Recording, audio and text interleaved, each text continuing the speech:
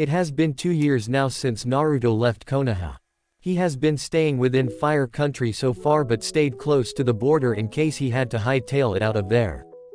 It seemed that Sarutobi had managed to convince the council shortly after the Uchiha massacre to up the graduation age after he had heard while traveling through the capital that Konoha had risen the graduation age at the academy to 15 now instead of 12 and the other ninja villages were contemplating it as well. He was glad about this as it gave him more time to train and he always thought like Sarutobi that 12 was too young to have kids start killing. Hopefully with the extra 3 years they'll be more prepared for the real world, he thought. About a year and a half in their travels Kyuubi had him start training with the chakra weights he had brought with him. He currently had 50 pounds on each limb to increase his speed and strength and 75 pounds on his waist to increase his flexibility. Kyuubi had told him on his 8th birthday that she would put him at mid-chunin level. He had high chunin strength and speed. Ninjutsu was still mid-genin as he hadn't learned anything else except the Shunshin no Jutsu and Taju Kage Bunshin no Jutsu which he can create roughly 1,500 clones with. His taijutsu was low chunin level. High genin genjutsu thanks to his chakra control, has low junin knowledge of seals and his chakra reserves are high junin. His control was getting better and was able to get as low as creating 30 bunshins before messing up. Kyuubi had told him that they would start working on his ninjutsu starting on his 9th birthday. He was currently walking down a dirt road on his way towards a town to pick up some supplies.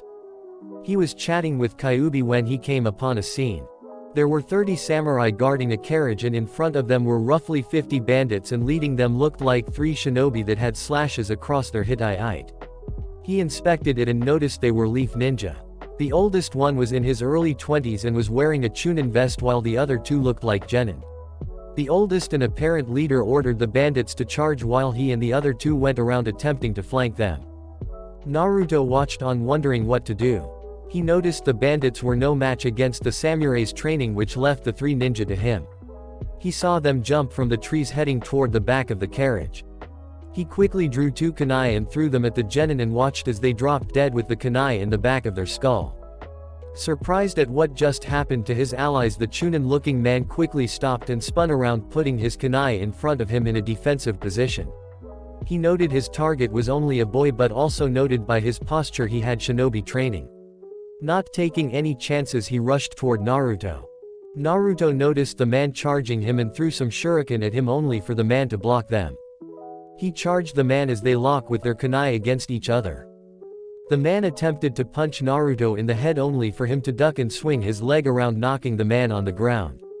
The man quickly rolled out of the way when Naruto's leg came coming down and left a small crater at its impact. The man jumped up and went through some hand seals yelling out Kaden, Gukaku no Jutsu and sent a decent-sized fireball at Naruto who used Shunshin no Jutsu to appear behind the man and stab his kunai into the man's skull. As Naruto looked around he noticed that the samurai had finished off the bandits with only a few scratches here and there and were watching him with their swords still out. With the adrenaline gone he looked back down at the 3 men he just killed. Killed, he thought. He watched as the blood continued to pool by their bodies. His eyes widened and he suddenly ran over to a bush and threw up. As he was doing this he didn't hear the door open from the carriage and 2 people step out. One was a man and the other a woman who both were dressed in very expensive clothing. The 2 watched as the young boy ran to the side of the road and threw up. The woman ran over to him and pulled him into a hug. Naruto was startled when he was pulled into a hug but didn't feel any ill intentions from the person and slowly fell asleep in what he now deduced woman's arms from physical and mental exhaustion.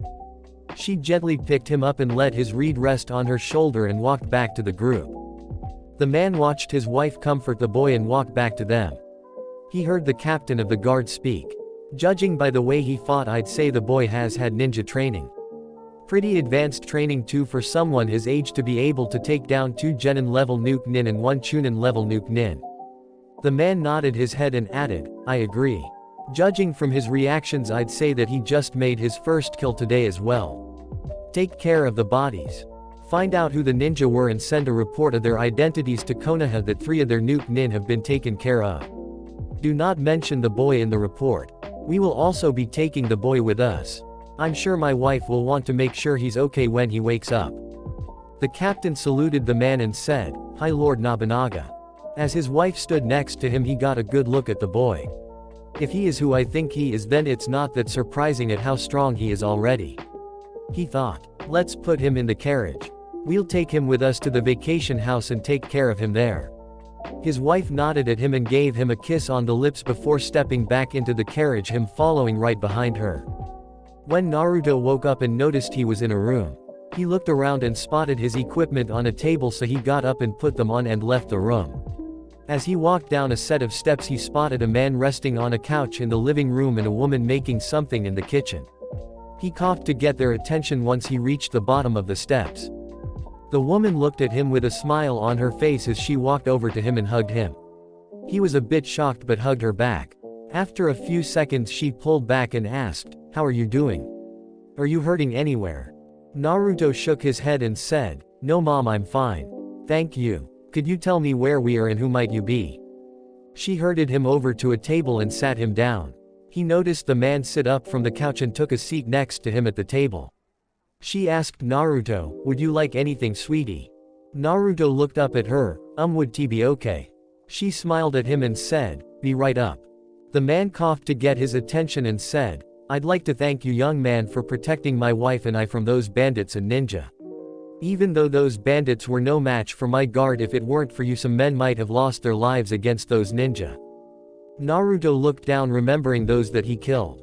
He felt a hand on his shoulder and looked up to see the man looking at him with a small sad smile. "I'm guessing that was the first time you have ever taken a life."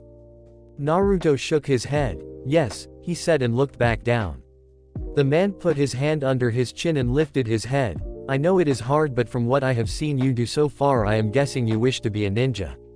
If you choose to live that life, there will be more who die at your hand, but as long as you don't enjoy killing, then things will be alright."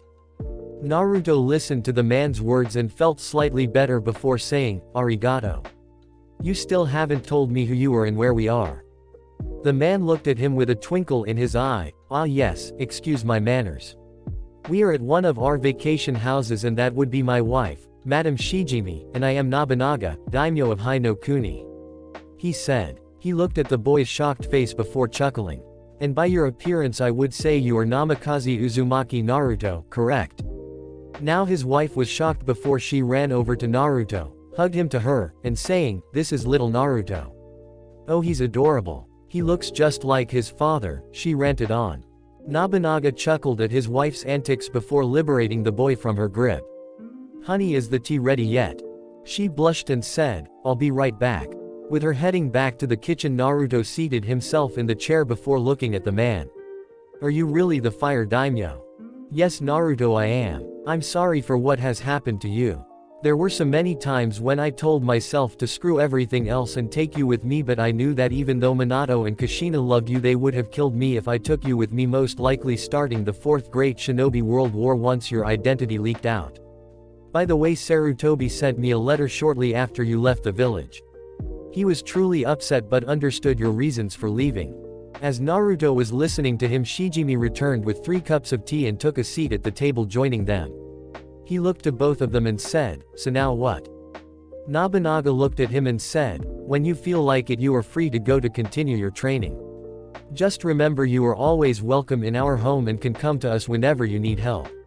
Shijimi just nodded her head and smiled at him. Naruto spent a week with them learning about his parents.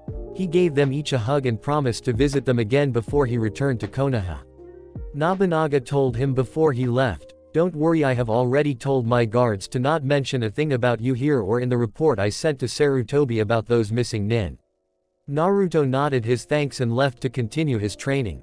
It was 6 months before his 9th birthday and Naruto was planning on leaving Fire Country. He decided he was going to travel the world while training, spending about a year in each of the other great shinobi countries, starting by heading west, traveling through River Country towards Wind Country, then traveling north toward Bird Country, then east through Rain Country, Grass Country, and Waterfall Country. Next to Earth Country, then double back, traveling toward the ruined kingdom of his ancestors to make plans for it, then traveling to Lightning Country. After that south to Water Country with Nagi Island next, then leaving by ship from Oazu Island to Sea Country. Then finally catch a ship north to Tea Country and traveling up north through the country back towards Fire Country. He was about to depart when Kyuubi spoke to him. Naruto-kun, since we've decided on this course of action, I think we should use those chakra papers and find out how your elemental affinities play out instead of on your next birthday as planned. Naruto gave her a mental nod and took out a piece of paper from one of the pockets on his vest. Just apply chakra then watch what happens, correct? Kyuubi replied, "Aye, that's right. It splits in half if wind, crumbles if lightning, gets soggy if water, burns if fire, and turns to dust for earth." Naruto nodded his head and started applying his chakra to the paper. He watched in fascination and confusion and Kyuubi in shock at what happened. It started with the paper getting sliced in two, then the upper portion of the left side got soggy, the upper portion of the right side turned to dust, the middle portion of the left one burned, the middle portion of the right one crumbled up, followed by the lower part of the left one shining, then the lower part of the right one turned completely black. After a few minutes he spoke to her through their connection. "Alright, so my strongest affinity is wind followed by water, earth, fire and lighting. That I get, but what the hell were those last two?" Kyuubi was shaken from her shock when Naruto spoke to her.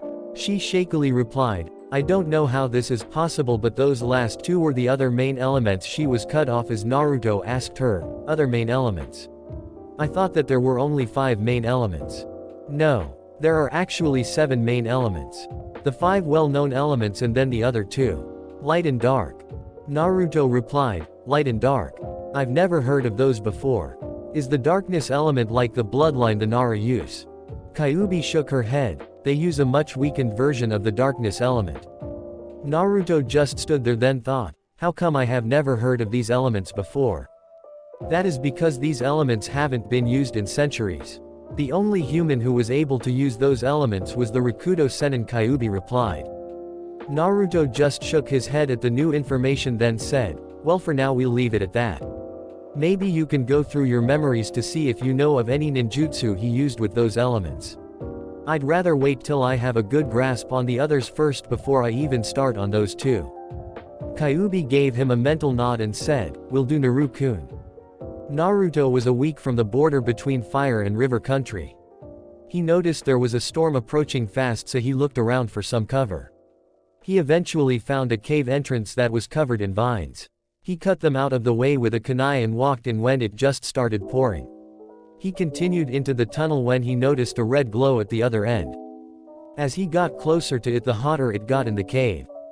He figured there must be a magma flow running through the cave and guessed right when he exited the tunnel and entered a large room and saw the lava.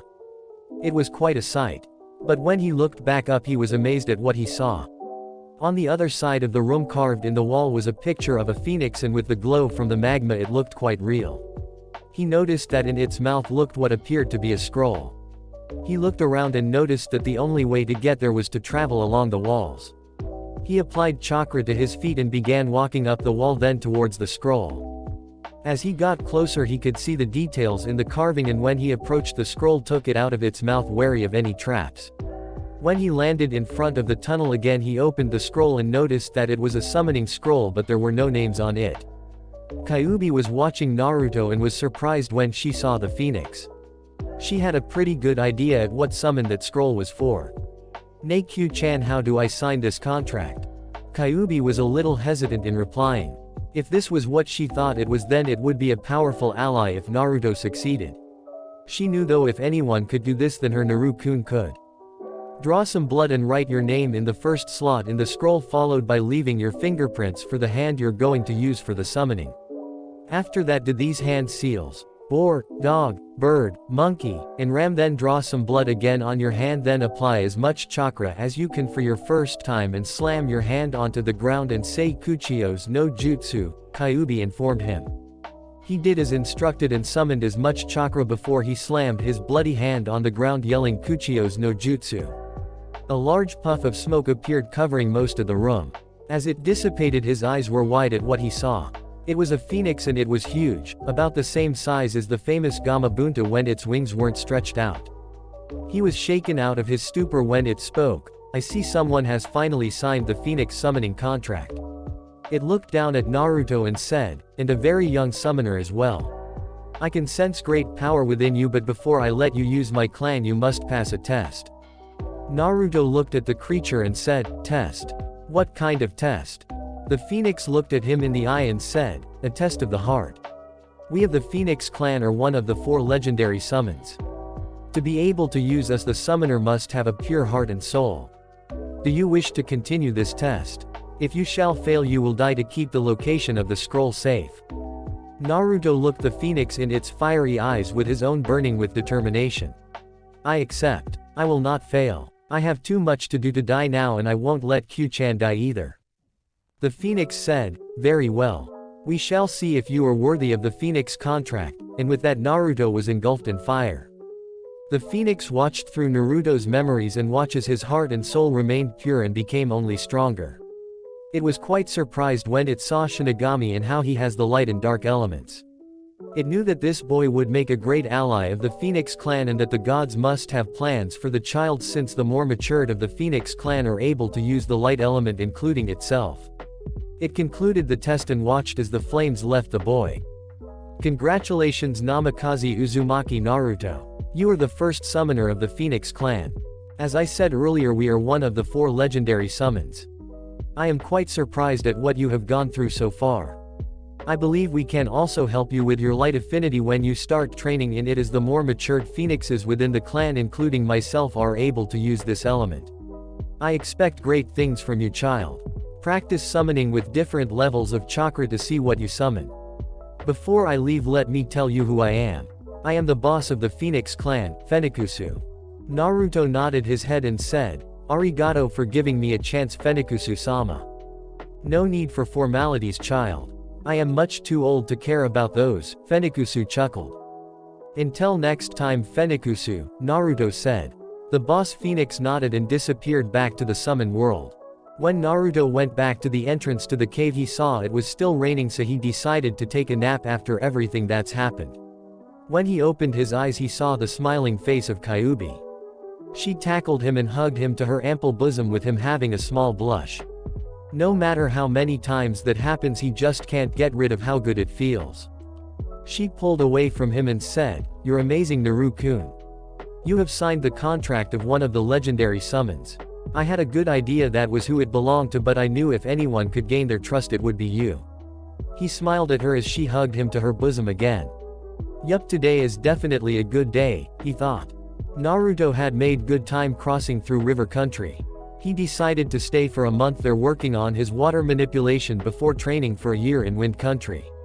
He learned a few sweetened jutsu too from the scrolls he brought with him. He was able to get his manipulation to high genin level before he left. He spent the next year working on his wind manipulation. He would stay at small towns and staying away from Suna as often as he could, but would drop by when he needed supplies they couldn't provide. He managed to get his wind manipulation to high chunin level and had quite a list of Futon jutsu as well, ranging from C-rank techniques like Futon Datapa to Suna's prized a rank technique K's no Yaba that he was able to see a Suna Junin named Baki perform. He also continued practicing summoning different levels of phoenixes. The younger ones were quite excited to meet a human, while the older ones sometimes helped him on his wind manipulation training. He had also met the daimyo of the country after he had heard how Naruto was defeating bandits roaming his country. He and Naruto got along very well and became quick friends. Naruto had asked him to keep his identity a secret before he left. He agreed and welcomed Naruto to his country and home anytime he wanted. Naruto spent about a couple months traveling through bird country, rain country, grass country and waterfall country, meeting the daimyos of each country and becoming friends after defending them from bandits or defending towns from bandits through his travels. While in bird country he met the children of daimyo Owawashi, Toki, who he took a quick liking to, and her twin brother Sagi. He avoided aim as he did not want to deal with the legendary ninja Sanshou no Hanzo, who defeated Tsunade, Jiraiya, and Orochimaru in their prime together with his summon, and was the one who dubbed them the Densetsu no Sannin during the Second Great Shinobi World War. He visited Kanabi Bridge, where his father's genin team destroyed the bridge to help lead to victory during the Third Great Shinobi World War, but at the cost of his genin Uchiha Obito, and how Kakashi gained the Sharingan from his dying teammate's last wish. He also heard that the last member, a girl by the name of Rin, left the village shortly after his father was chosen for Yondaime Hokage. During his travel through Waterfall Country he met another Jinchuriki by the name of Fu who was a genin from Taki who was 3 years older than him. He told her about himself and his plans for himself and the other Jinchuriki. She was shocked but she believed him. He told her to travel to Whirlpool Kingdom and stay in the royal palace if she needed someplace to hide. He planned on putting seals around the place like the Namikaze compound to keep intruders out and only people with blood the seals recognized would be allowed let in. She hugged him and gave him a kiss on the cheek which earned a blush from him that both Kyuubi and Fu noticed. After taking a sample of her blood and bidding her goodbye he traveled to Earth Country. Naruto made sure to stay away from Iwagakure no Sato when he stayed in Earth Country. The cage that was in charge during the war against Leaf was still in power and he didn't want any trouble. At least not until I'm strong enough, he thought. Earth Country was perfect for his earth manipulation training. He was able to get it to mid-Chunin level during his stay and improve his jutsu arsenal with Doden jutsus. He also was able to maintain an Iwa bingo book and add it to his Suna, Aim, Kusa, and Taki collection. He was able to take out low-level missing nins and a couple B-ranked ones. He would henge and receive the bounty on them and his skills got better with more experience. He somehow ended up meeting the daimyo of Earth Country and found out that he does not hold a grudge against Konoha or the Yondaime Hokage. He told Naruto that he was looking for a chance to remove the current Tsuchikage from power but too many people still hold a grudge. He told the daimyo like he did Win's daimyo the truth about him and what his plans are for the future. To say he was shocked would be an understatement. He was talking to the son of the Yondaime Hokage and Konoha's Red Death and the grandson of the late king of Whirlpool. He agreed to Naruto's plan but would only be able to help once Iwa got a new Tsuchikage who was not out to destroy Konoha but would help him in any way he could till then. He left Earth Country heading towards the ruined, for now, Whirlpool Kingdom.